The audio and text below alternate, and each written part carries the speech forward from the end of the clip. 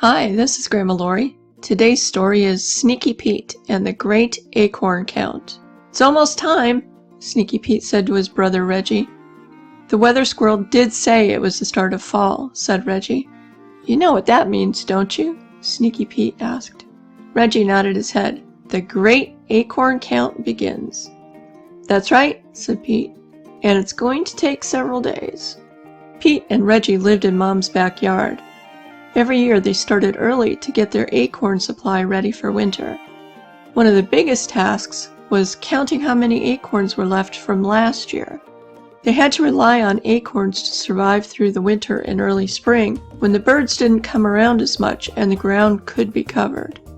Of course, they couldn't just count their acorns. They had to inspect them to get rid of any that were moldy or tasted old.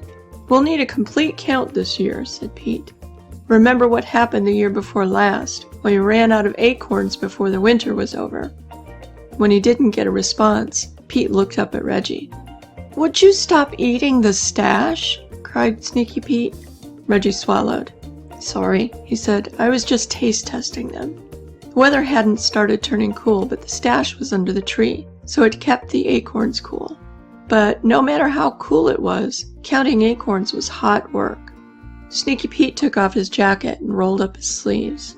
Around lunchtime, Matilda, their friend, brought food and stayed for a while to enjoy the meal before heading back to Squirrel Mart, where she worked in the produce section. As they ate their birdseed sandwiches, Reggie said, You know, I really like Matilda. She's a good friend. After lunch, the brothers continued their count. The pile of spoiled acorns got bigger as the day went on, while the stockpile of good acorns went down. At the end of the day, Sneaky Pete and Reggie returned home. They each took showers and returned to the living room, very tired. Well, I'm glad we were getting a head start on the count, said Sneaky Pete. Was all Pete heard. Reggie was fast asleep, and it didn't take long for Pete to join him.